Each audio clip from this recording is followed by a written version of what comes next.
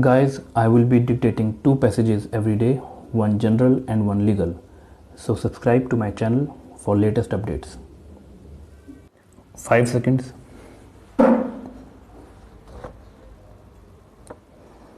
It is evident from section 17 and 18 of the Debts Recovery Act that civil courts jurisdiction is barred only in regard to applications by a bank or a financial institution for recovery of its debts. The jurisdiction of civil courts is not barred in regard to any suit filed by a borrower or any other person against a bank for any relief. It is not disputed that Calcutta High Court had jurisdiction to entertain and dispose of civil suit filed by the borrower when it was filed and continues to have jurisdiction to entertain and dispose of the said suit.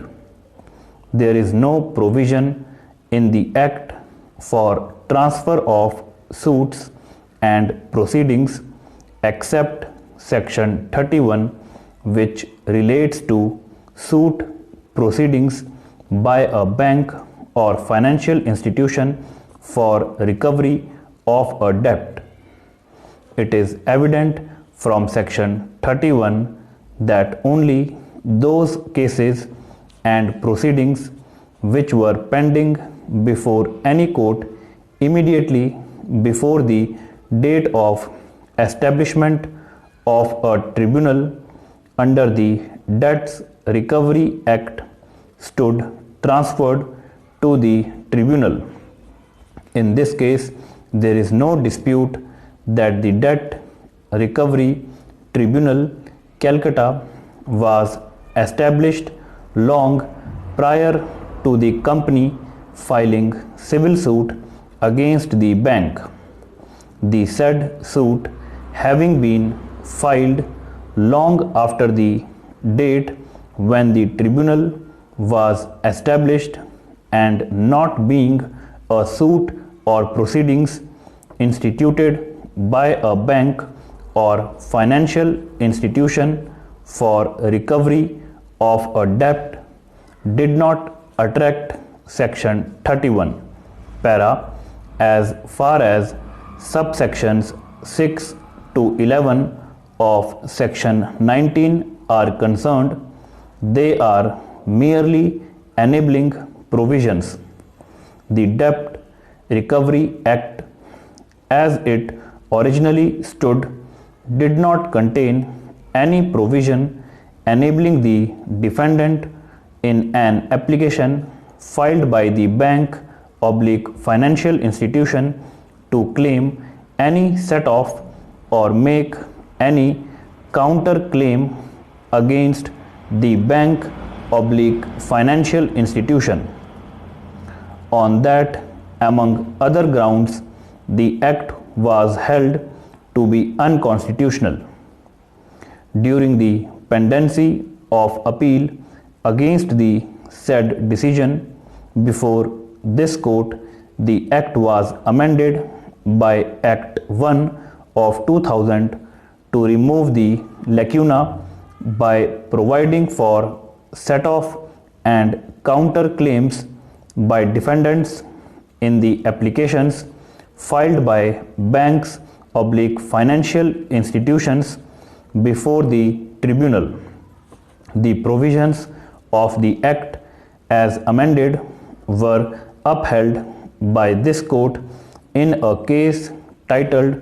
Union of India versus Delhi High Court Bar Association. The effect of subsections 6 to 11 of section 19 of the amended Act is that any defendant in a suit or proceeding initiated by a bank or financial institution can claim set off against the demand of a bank oblique financial institution any ascertained sum of money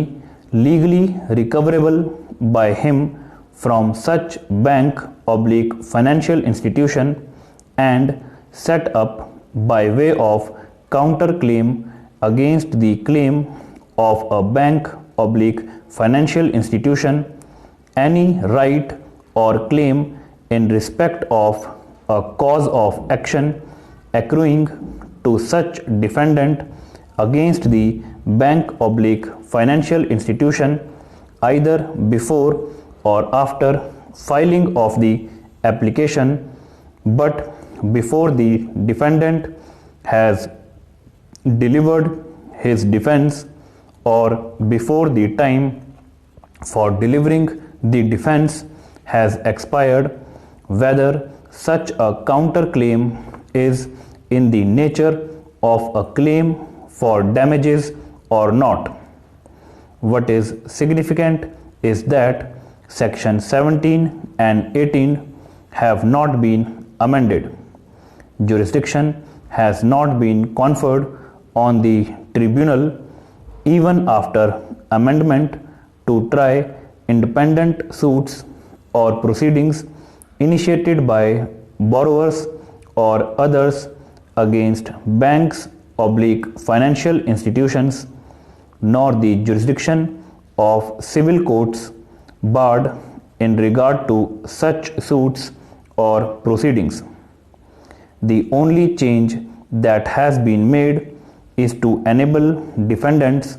to claim, set off, or make a counterclaim as provided in subsections 6 to 8 of Section 19 in applications already filed by the bank or financial institutions for recovery of the accounts oblique amounts due to them. In other words, what is provided and permitted is a cross action by a defendant in a pending application by the bank oblique financial institution, the intention being to have the claim of the bank oblique financial institution made in its application and the counterclaim or claim for set off of the defendant as a single unified proceedings to be disposed of by a common order. Making as counterclaim in the bank's application before the tribunal is not the only remedy but an option available to the borrower defendant. He can also file a separate suit or proceeding before a civil court or other appropriate forum in respect of his claim against the bank and pursue the same. Even the bank in whose application the counterclaim is made has the option to apply to the tribunal to exclude the counterclaim of defendant while considering its application.